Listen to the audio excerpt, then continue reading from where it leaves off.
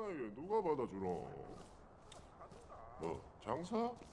한 몇천 넘는데 뭐 장사고? 아유 엄마 내 이번엔 진짜 합격한다. 너 주고 와라.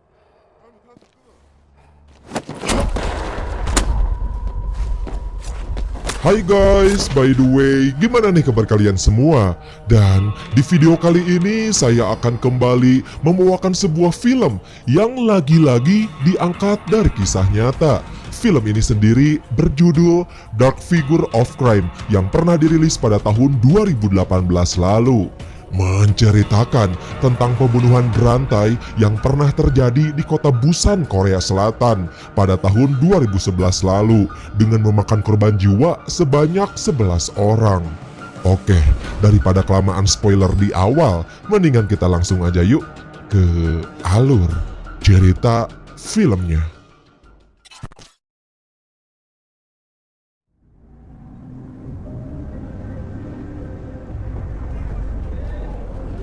Film akan berfokus kepada seorang detektif bernama Kim Hyung Min, kita panggil aja Kim lah ya, yang saat itu sudah mempunyai janji untuk bertemu dengan seorang pria tidak dikenal bernama Kang Tae-oh.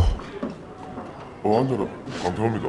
Di dalam pertemuan tersebut, secara terang-terangan, Tae-oh ini mengaku bahwa dia telah menguburkan orang yang tidak bersalah di kejadian 7 tahun yang lalu.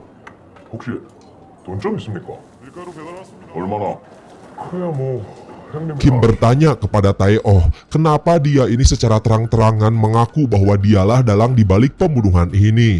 Namun di saat Tae-oh akan menjawabnya, tiba-tiba saja para polisi lain datang menangkap Tae-oh atas tuduhan telah membunuh kekasihnya sendiri. 강태호.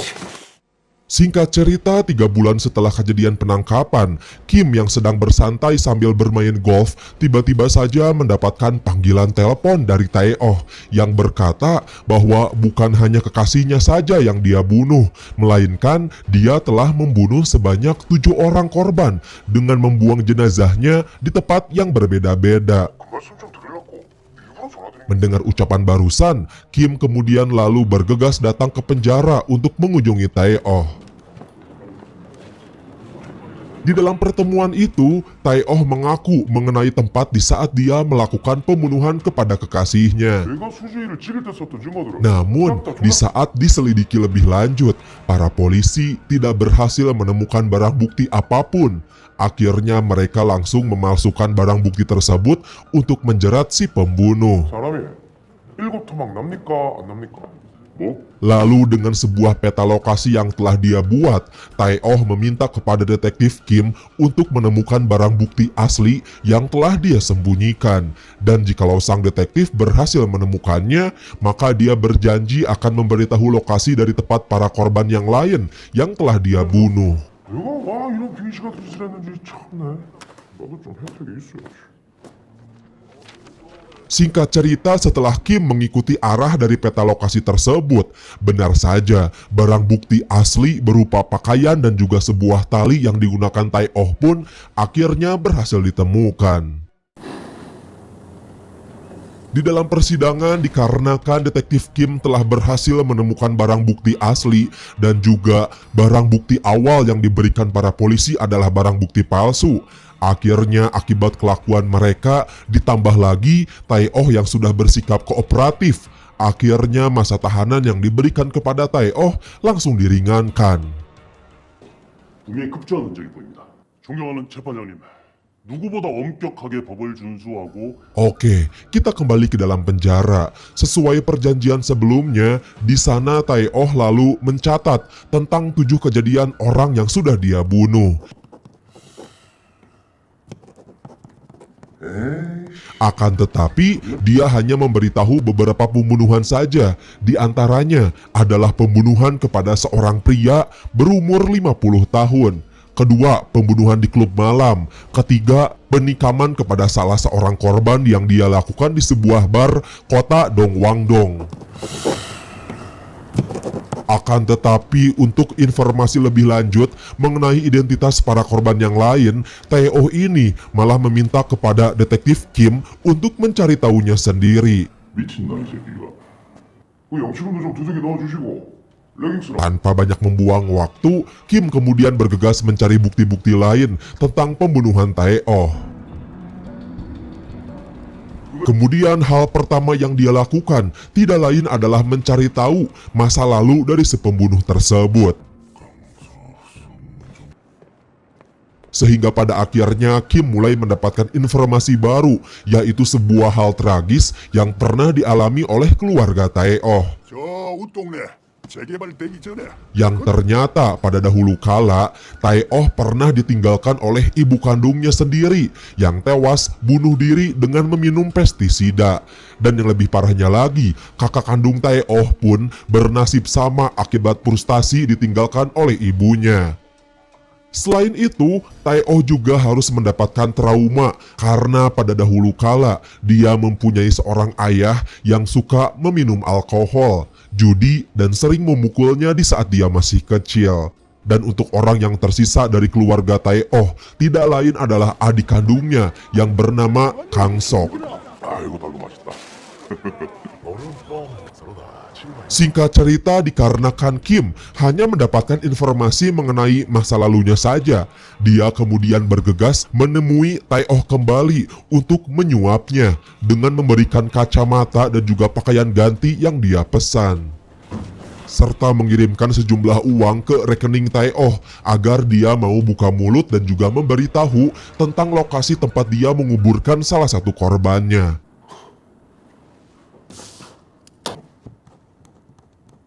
Akhirnya Tae-oh mulai buka mulut nih guys. Di saat Tae-oh masih bekerja sebagai seorang supir taksi, dia bercerita bahwa dia telah menguburkan mayat seorang wanita bernama Wo Jin di daerah Gandalma, Desa Yongkok. 아요. 그 영치금도 좀 두둑이 넣어주시고 레깅스랑 Mengetahui hal itu, sang detektif Kim langsung bergerak mencari tahu tentang informasi dari wanita tersebut.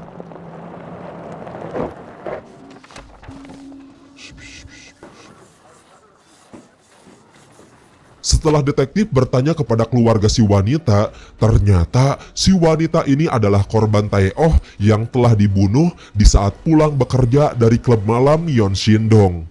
우리 지가요 어디서 죽었는지 살았는지 그것만이라도 좀 Setelah itu film pun flashback ke kejadian tahun 2008. Ketika Wo Jin pulang dari klub dengan naik taksi, ternyata taksi yang dia tumpangi merupakan taksi milik Tae-oh. 운전하고 있다 아이가. Tapi bukannya mengantarkan pulang, si Tae-oh ini malah mengantarkan Wo Jin menuju ke daerah perbukitan. Dan sesampainya di sana, Tae-oh dengan tega langsung membunuhnya.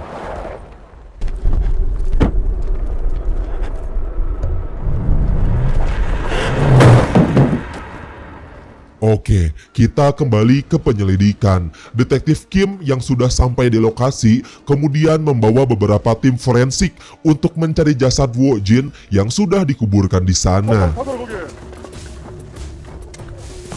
전화로 이상한 거 나오면 바로 얘기해라. Sayangnya meskipun para polisi sudah melakukan penggalian selama berjam-jam lamanya, sungguh disayangkan mayat dari Wo Jin ini malah tidak kunjung ditemukan. 진짜 고마워다. 다 철수해라. 예? Kim yang masih belum menyerah dengan dibantu oleh salah seorang detektif yang lain bernama Detektif Jo. Mereka masih terus-menerus melakukan pencarian tersebut. Sampai pada akhirnya penggalian itu pun membuahkan hasil. Di situ mereka menemukan beberapa potongan tulang dari mayat Wo Jin. 어디 사람뼈. Dan ternyata si Tae-oh ini sudah memotong-motong dan juga menyebarkan beberapa bagian tubuh Wo Jin di tempat-tempat tertentu. Selain itu, Kim langsung bergegas menginterogasi Tae-oh tentang lokasi dari potongan tubuh yang telah dia sebar. 단속 무덤 인근의 안매장. 너 그걸 어쩌냐고. 네가 죽여서 묻었다고 말했잖아. 와, 그럼 이제 형님. Akan tetapi ketika dalam sesi interogasi lebih lanjut, Tae-oh yang pintar mengarang cerita, dia ini malah beralibi sambil mengaku bahwa bukan dialah dalang dibalik pembunuhan sebenarnya. Dan alasan dia mencatat peta lokasi tersebut tidak lain karena telah dipaksa dan juga dibayar oleh Kim di saat menemuinya di dalam penjara. 누군지도 모른다고요. Mengetahui hal itu, petugas polisi langsung menghentikan sesi interogasi tersebut. Bahkan tidak hanya itu, setelah DNA korban dari tulang Wojin dicocokkan, ternyata hasilnya tidak cocok dengan DNA milik Wojin. 년도는 10에서 12년 전, 신원 확인은 미상. Sampai pada akhirnya potongan tulang yang mereka temukan pun gagal untuk dijadikan bukti di dalam persidangan. 그러니까? 예. 그럼 머리 좋지. 머리가 좋은 건지 돌아인지 헷갈립니다. Kim dan juga detektif Jo yang telah dibuat pusing oleh kasus pembunuhan itu, mereka yang tidak pantang menyerah masih tetap melakukan penyelidikan lebih lanjut. 한 사건을 일부러 부풀리고 뒤져가. Penyelidikan ini dilanjut dengan mencari catatan investigasi kasus pembunuhan untuk disamakan dengan catatan dan juga lokasi tepat yang ditulis oleh Tae-oh sebelumnya. 고인은 이 사건 자료가 다 담당 관할서 작년까지 미제 사건 중에 피해자가 남자고. Sampai pada akhirnya mereka menemukan sebuah petunjuk baru dari seorang korban yang bernama Chil Gyu yang telah tewas ditikam di bagian tulang rusuk kirinya. Dan hal tersebut ternyata sama persis dengan kesaksian yang telah dikatakan oleh Tae-oh ketika membunuh korbannya. 2012년 11월 27일 동강동 건물 지하 계단에서 발견. Setelah itu film pun kembali flashback dengan diperlihatkan kepada kejadian pembunuhan Chil Gyu yang telah tewas ditusuk secara berkali-kali. Bahkan Tae-oh secara sadis membakar jenazah si korban untuk menghilangkan jejak. 누가 받아주노? 장사? 미천 놈인데 뭐 장사고? 엄마 내 이번엔 진짜 합격한다. 너 두고 와라.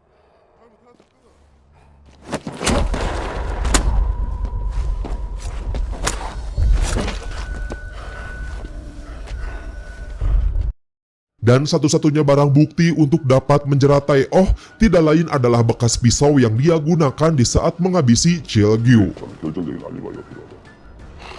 Sadar bahwa Tae-oh tidak akan memberitahu tentang lokasi pisau yang telah dia gunakan, di sana Kim lalu mulai memprovokasinya dengan menghina Tae-oh sebagai seorang gelandangan miskin yang tidak disayang oleh keluarga terdekatnya. 씨바 연쇄살인마 사이코패스 니는 그런 놈 아니야.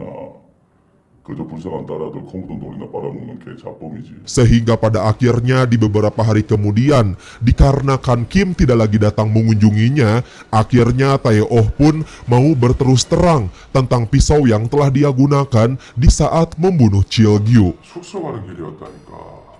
금성장 못해. 그리 쇠가 내 손목까지 그걸로 놨는데. 그리고 완전히 기가 막혀. Yang dimana pisau tersebut telah dia buang ke dasar laut di daerah Sapporo. 유도 신문과 협박에 의한 자백은 Tetapi meskipun Tae-oh telah berkata jujur tentang pisau tersebut, sayangnya barang bukti itu sangatlah susah untuk dicari.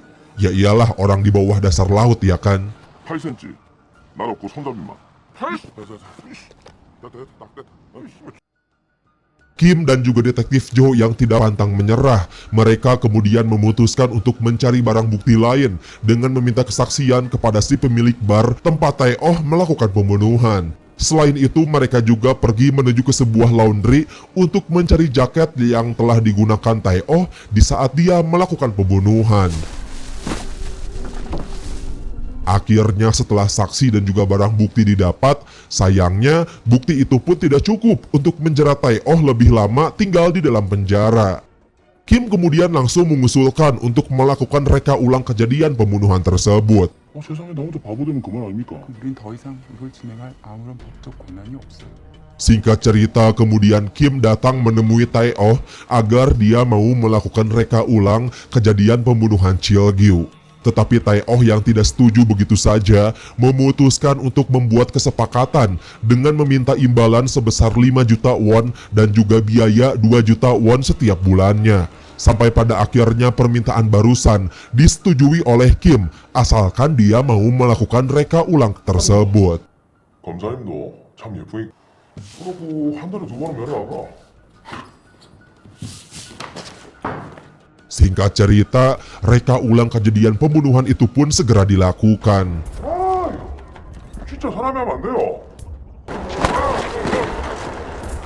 저거 왼쪽. Namun bukannya mendapatkan petunjuk baru, di sana para polisi dan juga detektif malah tidak mendapatkan barang bukti apapun. Bahkan di dalam persidangan, dikarenakan kurang barang bukti kuat, ditambah lagi Tae-oh dan juga pengacaranya yang pintar dalam memanipulasi kesaksian, membuat para hakim memutuskan untuk membebaskan tuduhan Tae-oh dari kasus pembunuhan Chil-gyu. 얼굴이 보이고 또다시 칼이 자기 살을 싣고 들어오는 사람을 죽일 힘이 남아 있습니다. 피고인 강태호는 자신의 범행을 공소 사실을 유죄로 인정하기 부족하다. 마지막으로 할 말 있으면 하세요. Lalu pada suatu malam, Kim yang sudah frustasi karena gagal menjerat Tae-oh untuk dipenjara lebih lama, tanpa sengaja, tiba-tiba saja dia ini malah mendapatkan sebuah petunjuk baru, yang dimana potongan tulang yang dia dapat di saat menginvestigasi di desa Yonggok, ternyata bukanlah potongan tubuh dari Wo Jin, melainkan kerangka dari seorang wanita yang telah menggunakan alat kontrasepsi. 아니요, 금속 말고 플라스틱. Kim kemudian langsung bergegas melakukan pencarian dengan mencari data wanita yang pernah melakukan alat kontrasepsi pada tahun 2006. Sampai pada akhirnya, pencarian dari Kim tertuju kepada seorang wanita bernama Park Min. 형이 실종된 그날부터 단 한 차례도 전화한 사실이 없다. 그럼 이게 강태호 번호란 말입니까? 김옥천? Setelah itu, detektif Joe kemudian berusaha mencari tentang identitas dari siapa sih si Park Min ini, sehingga pada akhirnya dia telah berhasil menemukan informasi bahwa ternyata Park Min ini adalah seorang janda berusia 39 tahun yang telah dilaporkan menghilang pada tahun 2006. Dan ternyata si Park Min ini tidak lain adalah mantan pacar dari si Tae-oh. Dan menurut informasi dari si pemilik salon tempat Park Min bekerja, Park Min ini selalu mendapatkan kekerasan oleh Tae-oh. 전 사람입니까? 원래 고향은 대구인데 Park Min yang sudah tidak kuat memutuskan untuk segera pisah ranjang bersama dengan Tae-oh dengan alasan ingin fokus mengurus anaknya yang masih remaja.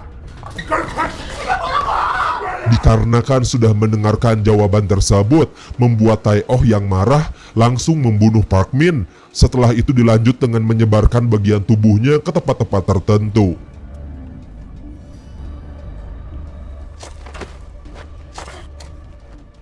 Setelah mendapatkan informasi barusan, kemudian Kim kembali lagi menemui adik dari Tae-oh yang tidak lain adalah Kang Sok. 진짜 아닙니다, 내는. Kang Sok kemudian bercerita bahwa pada suatu hari dia mengaku pernah melihat Tae-oh sedang berlumuran darah setelah ayahnya dinyatakan menghilang. Tetapi dikarenakan dia ini takut oleh kakaknya itu, dia lebih memilih untuk tutup mulut dengan tidak menceritakan kejadian tersebut kepada siapapun.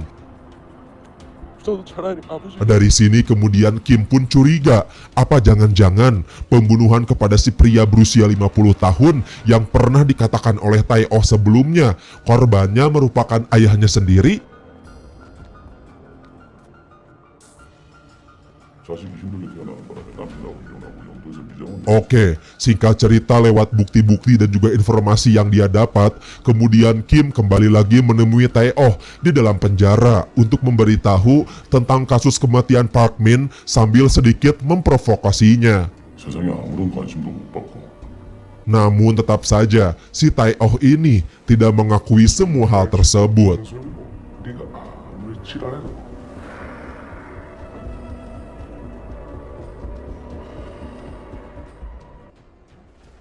Di saat di dalam persidangan, kasus pembunuhan Park Min pun segera dimulai. Lewat barang bukti yang ditemukan Kim dan juga kesaksian dari anak Park Min yang berkata bahwa sang ibu ternyata selalu disiksa dan juga diperlakukan tidak senonoh oleh Tae-oh. 엄마가 아저씨랑 도망간 거라고. Anaknya berkata pada tanggal 2006 sebelum sang ibu dinyatakan menghilang, orang yang terakhir yang bertemu dengan ibunya tidak lain adalah Tae-oh. Si Tae-oh dan juga pengacaranya yang tidak bisa berkata apa-apa untuk melakukan pembelaan sampai pada akhirnya dia pun divonis hukuman penjara selama 15 tahun lamanya berdasarkan semua bukti dan juga saksi yang telah dihadirkan di dalam persidangan. 징역 15년을 선고받기까지 인명을 경시하는 피고인의 성향이 확연히 드러났다. Namun sayangnya beberapa pembunuhan yang lain yang pernah dikatakan oleh Tae-oh para polisi sama sekali tidak berhasil menemukan bukti apapun. Maka dari itu, si Tae-oh ini hanya divonis hukuman selama 15 tahun penjara saja berdasarkan semua bukti atas pembunuhan dari si Park Jin. Lalu di akhir film, setelah berhasil memenangkan persidangan, Kim masih terus disibukkan oleh pencarian mayat dari Wo Jin yang saat itu masih belum juga ditemukan. Sampai pada akhirnya, film ini pun selesai.